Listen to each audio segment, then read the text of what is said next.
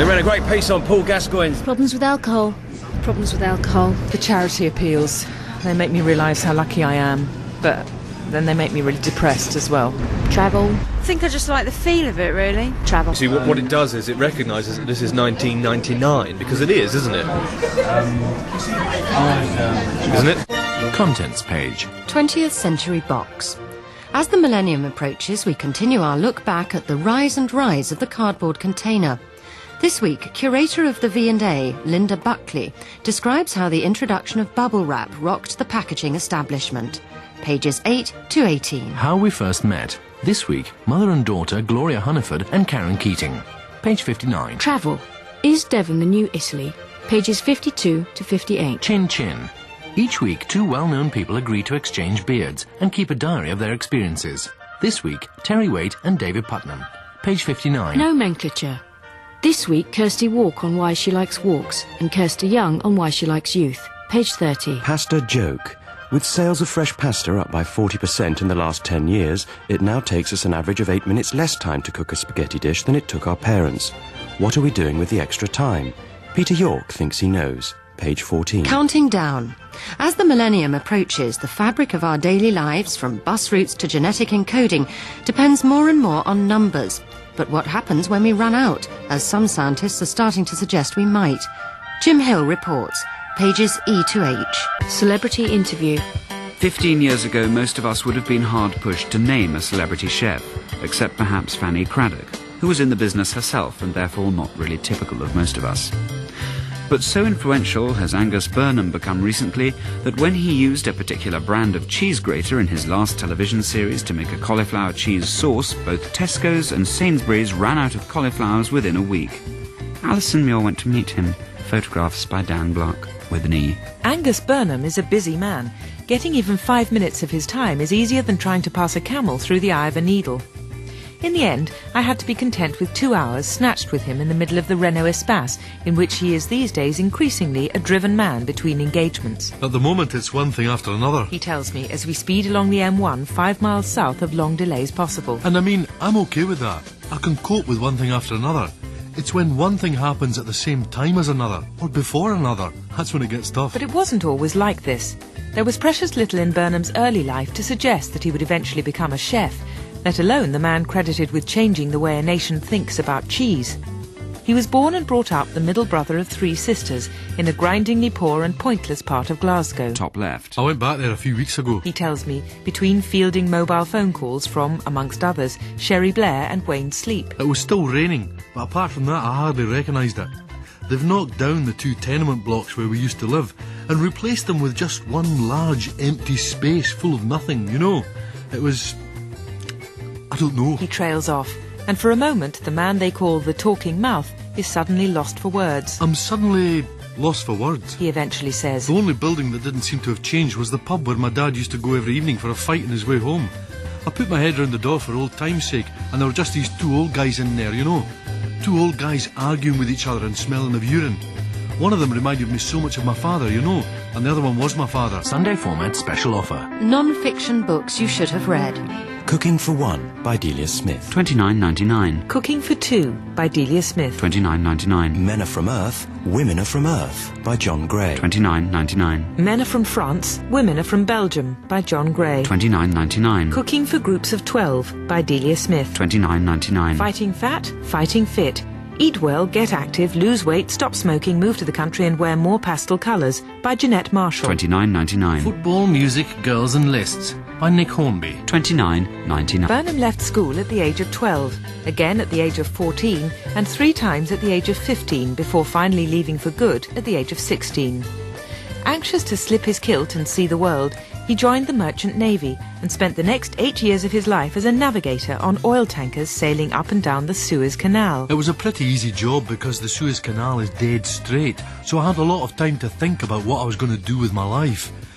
When you're on board a ship, things like food become very important, and I began to realise that it's the one thing that everybody eats. The week ahead, in full, on television, in brief. Monday, 9:30, BBC 2. Hard, bleak, miserable times. Mrs. Figglestoop overhears a conversation Sop and Frond, which leads her to believe that Mr. Hyssop is Jacob's long-lost nephew. Meanwhile, Merrywaite returns from Australia, forcing young Master Jenny to accept that perhaps he isn't dead after all. The question is, how will all this affect Poop's stipend? Gripping stuff. Friday, 10 o'clock, BBC Two. The Scarlet Harlot. Phil Scott's anachronistic vision is a peculiar animal. At first, this 18th century potboiler's use of modern accoutrements, such as toasters and mobile phones, was witty and iconoclastic. That was until the dismal sight of Richard E. Grant's hero making his dramatic escape to France on a hover speed.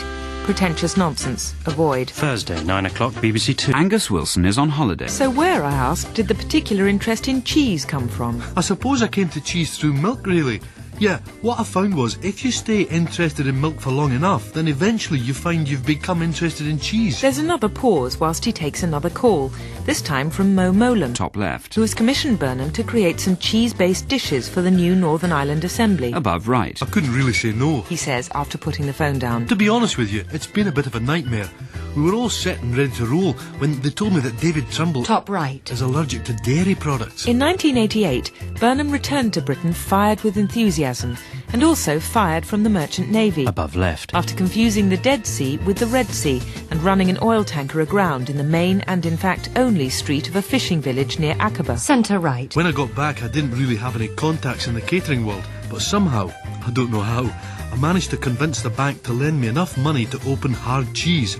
And I suppose that was the start of it all. Hard Cheese was the tiny restaurant run on a shoestring above a tiny shoe shop in Edinburgh that slowly began to earn Burnham cult status. At first among people who were already interested in cults, but then among much wider people in Edinburgh. That was a really rough time, you know. Exciting. I mean, it was either all or nothing, or both, you know. Waste of Space by Mark Treadwell. Now, if you've followed this column for any length of time, you will already know that nothing ever happens in my life which is worth passing on to a third party. Burnham's big break came when he was chosen as the resident chef on the BBC's hugely successful Get Stuffed. Basically, Get Stuffed was an enormous piece of luck. On the morning I had to go in to do the test, I lost one of my contact lenses, so I had to wear my glasses. I thought, well, that's it, you know. But when the producer and director saw the test, they just went mad. They loved it when my glasses steamed up. They loved it when they fell in the mushroom consomme. They loved it when Jill Dando offered to clean them on her blouse. And that was it. The Get Stuffed producers knew they'd struck gold.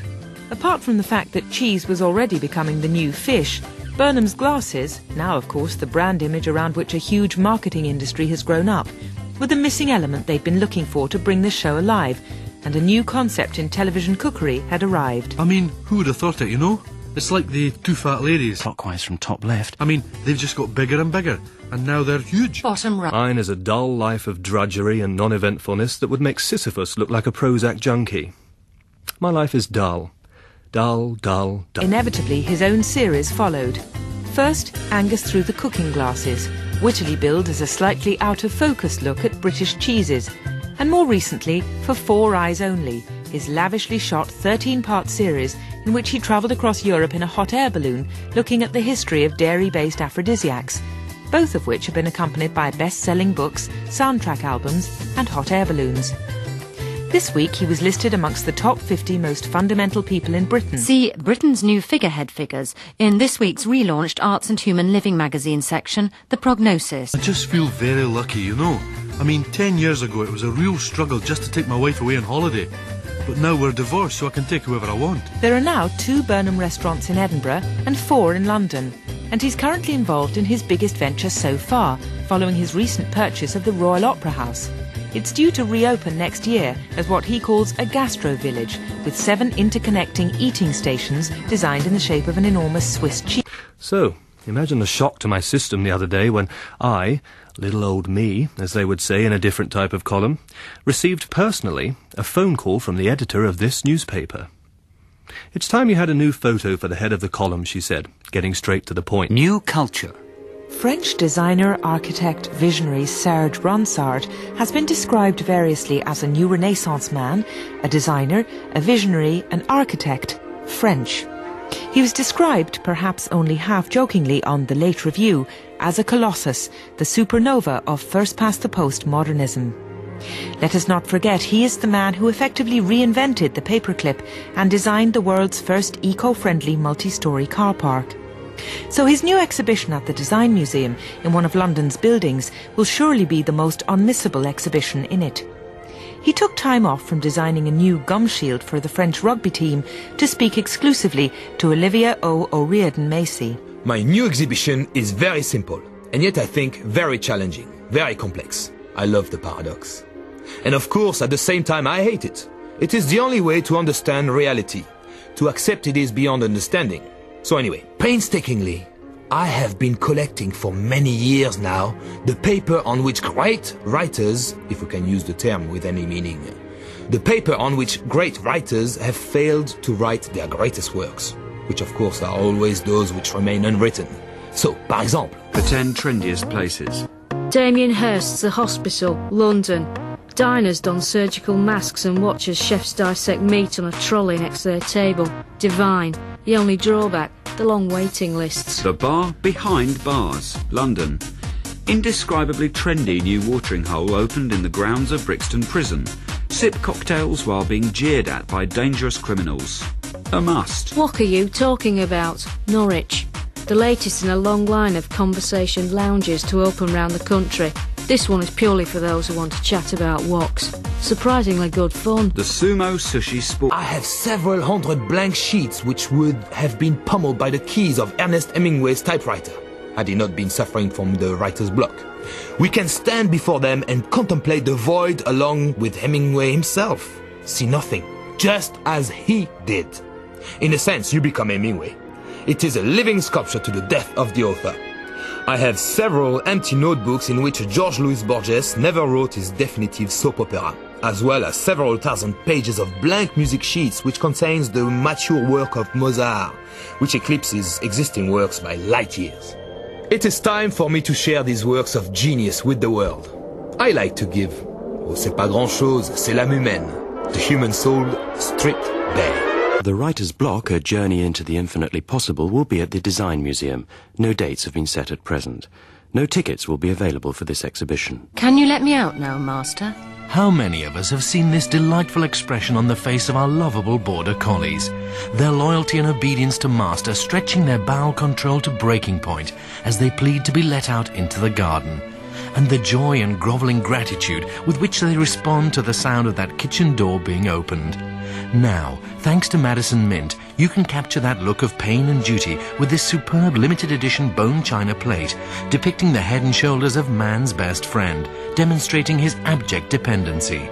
The painting on Can you let me out now, Master? is lovingly crafted by Clive Thode, one of Britain's best-loved nature artists, and the plate itself in finest quality bone china was lovingly crafted by Angela Tenby, one of Britain's best-loved animal images on plates potters. Can you let me out now, Master is a limited edition collector's item. $29.99. So, we've booked you in with a snapper tomorrow afternoon. Got a pen?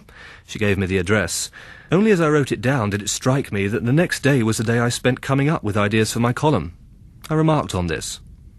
Well, I write the column about having a new photograph taken for the column. The Transcendence. In expanded form in this week's Sunday Format. Sunday Format's new living, travel and concept section. Cuban Revelation, working with tame cows deep in rural Cuba as a cure for stress and depression. As the millennium approaches, Jenny Gould discovered that there may be more to Fidel Castro's place in modern history than sun, socialism and salsa. Pictures by Bill Rushbrook, with an E. This was never going to be an ordinary holiday.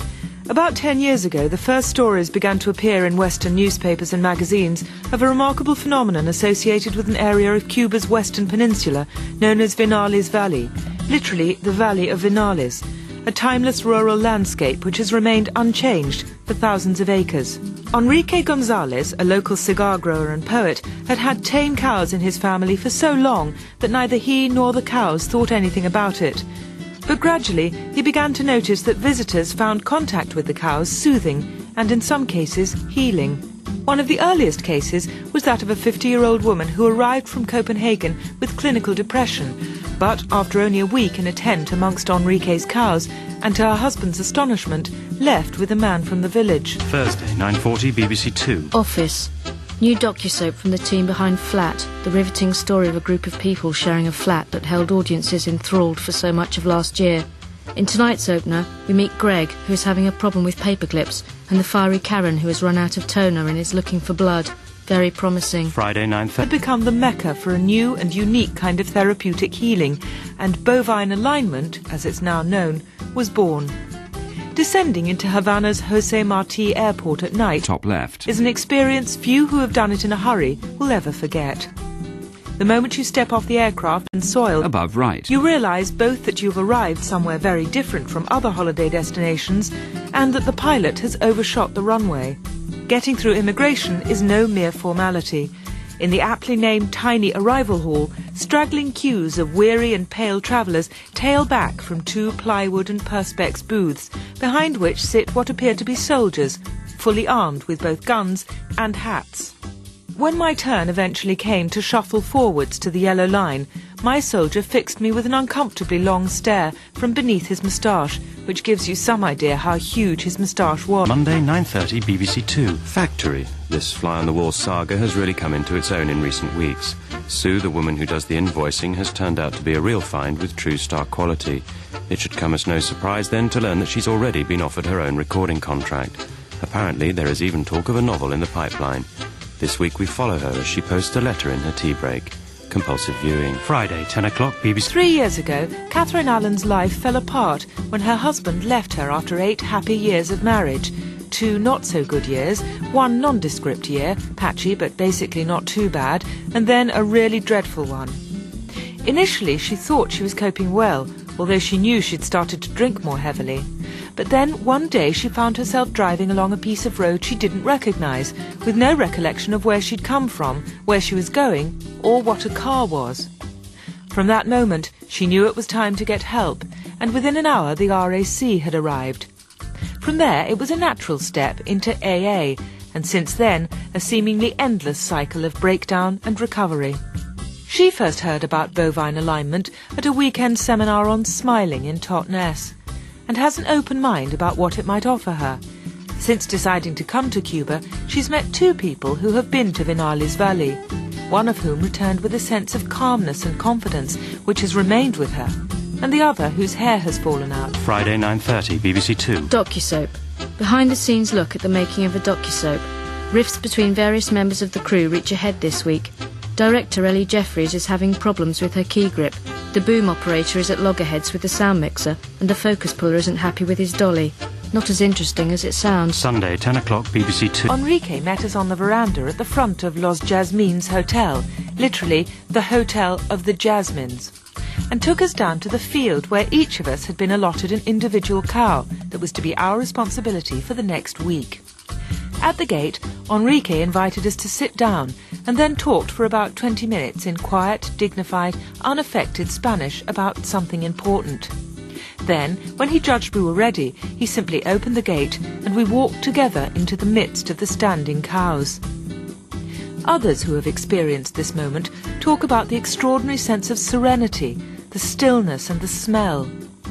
As I looked around me, I became aware that several of our party were already in tears, and several more in Wellingtons. The animals accepted our presence immediately and totally. Colour, creed, size and sexual orientation were suddenly unimportant, but the majority of them were brown, really big and had udders. My own cow, which Enrique had named after his wife, was called Senora Consuelo González. As I stood beside her quietly, and we both looked out over the fields of cud, it was hard to believe that only 3 days ago I'd been sitting in a kitchen in Highgate, worrying about whether it was possible to be in love with 2 men at the same time. And if so, where was I going to find 2 men? The silence around us was... Jenny Gould's book, Having Fun Till the Cows Come Home, is published by Harper Press, priced $29.99. Before I could object that perhaps the idea of little old me going to the studio of one of the top snappers in London to have my photograph taken was a little too exciting for my readers' expectations, she had put the phone down and returned to her exciting life where things happen. High society. The Week in Pictures. Top left. Nelson Mandela's birthday bash at the Atlantic Bar. Novelist Will Self talks to entertainer Robbie Williams. Footballer David Beckham looks on bemused. Top right. Tony Blair's official reception for Nelson Mandela at number 10 Downing Street. Novelist Will Self talks to a bemused-looking David Beckham. Robbie Williams looks on relieved. Centre right. After-show party for the premiere of Nelson Mandela the Musical, Drury Lane. Novelist Will Self talks to Nelson Mandela. A bemused David Beckham is lying on the floor. Robbie Williams emerges from the toilets looking relieved. Bottom right. Fundraising charity event for the Nelson Mandela... When significant other had returned that evening from her working life, also in the world where things happen, and I had bathed the children, put them to bed, cooked dinner, and listened to the stresses and strains of the significant other's other life, I mentioned that tomorrow I would be having a big day out. Cover story, Easton promise. As a resurgent British film industry goes from film to film, suddenly British actors are hot. None more so than Jonathan Easton, who at the age of 28 has the world and his oyster at his feet. With his latest and most recent film so far about to open next week, Emma Blackstone found him in philosophical mood and crumpled linen trousers. Pictures by Ben Flint. With an E. Chatting with a girlfriend on the phone a few days ago, I happened to mention that I was going to interview Jonathan Easton. She hasn't spoken to me before or since. When I told my mother, she dropped the phone in a pan of soup and ended up having to go and buy some new soup. It was the role of Hamish, the crack-fueled smack addict and unemployed transsexual stripper in Dead Good, last year's cult British box office success, that transformed Jonathan Easton from a little-known English actor into a widely known Scottish psychopath with green hair, a nose stud and waxed legs. What are you going to wear? Well, clothes. I was too staggered by eliciting interest from the significant other to manage an interesting reply. And so the big day dawned. After a sleepless night under the New Heels duvet. Dead Good won him a Golden Globe as Best Newcomer and a BAFTA Best Supporting Psychopath Award, as well as nominations for an Emmy, a Tony and a Humpty. Dead Good was a tremendous experience for all of us involved in it. He has a way of looking at you directly in the eye, as if you were the only person with an eye in the room. Nick Craig, the director who picked up a Biffo for Best Director. The director who picked up a Biffo for Best Director, and Eddie Quinlan, the writer who picked up a Fanny for the screenplay. The writer, who's a terrific guy in all ways, were a great team to work with. The scene that everyone asks about, where Helen Winslet, the younger sister of Kate, who won a Tufty for Best Newcomer for her role as Rona, were vomiting over each other, was actually a piece of cake, soaked in custard, then mashed up with bits of banana. It was a very supportive environment on the set, and we just went for it. We knew that something special had happened, because when we finished the scene and Nick shouted cut, several of the guys in the crew broke into spontaneous vomiting themselves. Easton has what I call actor's hair. It sits there doing nothing for most of the time, but a flick of the head and a quick pass with the hand, and suddenly it can thrill you to the core of your seat. Does his current success, I ask him, mean that he's finally moved out of the shadow of Rufus, his older brother? I remember when Rufus won the Oscar for Twilight in Italy. Gig Guide. London. Friday, the underground rooms, the hi-fis. Darlings of the indie scene and currently touted as the new saviours of pop. Their work soars to new heights of translucence, tainted only by the occasional lapse into solipsistic retro-narcolepsy. Joyous. See them soon or die a sad, unfulfilled, worthless nothing. London. Saturday, the Big Hall, the International Fat Groove Collective.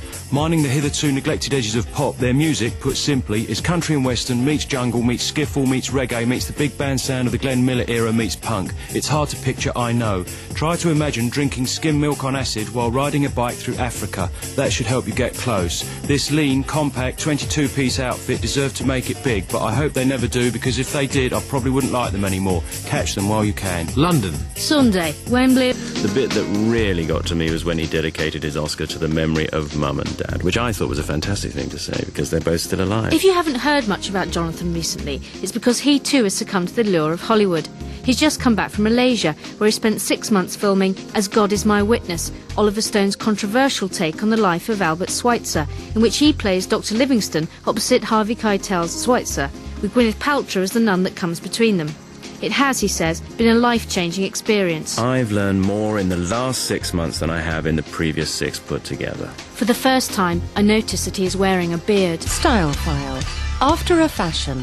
The fashion world is going crazy for what Paul Vivian has dubbed homeless chic, as Vivian himself said at the exclusive VIP gala premiere of his Paris collection. This is fashion for all. Everyone must know about it by now, unless they've spent the last 6 months living in a box. This week we've set ourselves the challenge of giving our models, Stephen and Rhea, homeless chic for as little as £750 each.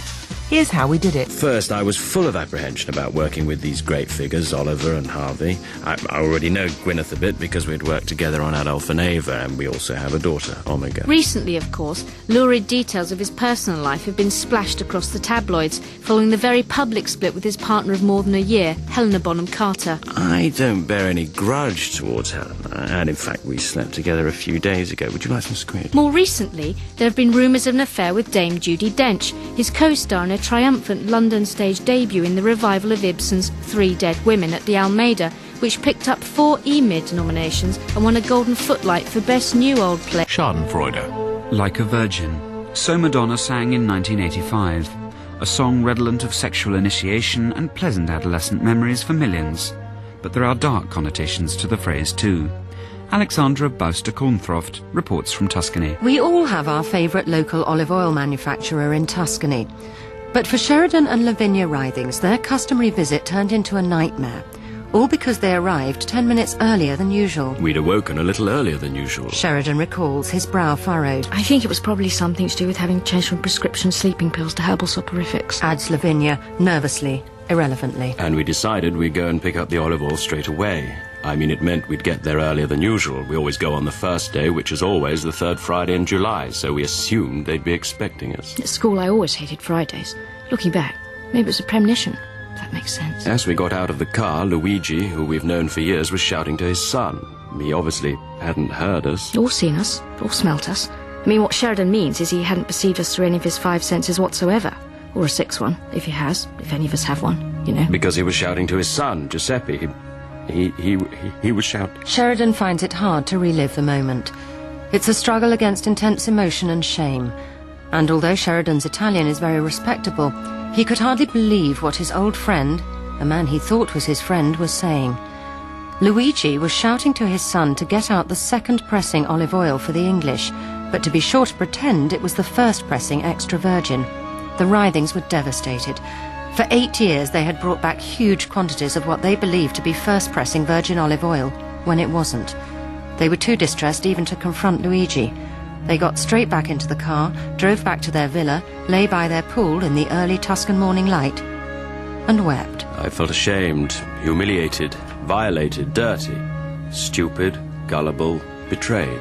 He had a blue linen shirt on. For Sheridan and Lavinia, the world had shifted its axis. Where were the comforting verités of yesteryear? They have never been back to Italy. Lavinia goes dizzy listening to Mozart, and mere mention of Verdi causes projectile vomiting. Sheridan has had to get rid of his Chelsea season ticket. Lavinia has become a Buddhist nun. Their world has been torn apart. For them, Like a Virgin is not just a catchy pop song. And walked into the studio bang on time. "Hello," said the photographer. "Hello," I said. I decided hi would sound too desperately wannabe trendy. After all, this guy has snapped Eddie Izzard, All Saints and Sister Wendy. Continued on page 44. The Sunday Format. It's now. It's £60 per ounce. Above right. Angus Wilson is on holiday. When? It's why. As the millennium approaches, has the Blair bubble burst? And what? 10 ideas. Stress and depression. Clockwise from top left. The Sunday Format. It's now. It's Clockwise above. when? It's Stephen. $29.99. Pictures by Will Kettle. With an E. My life is not as full as Gromit's. And what? Angus Wilson is on holiday.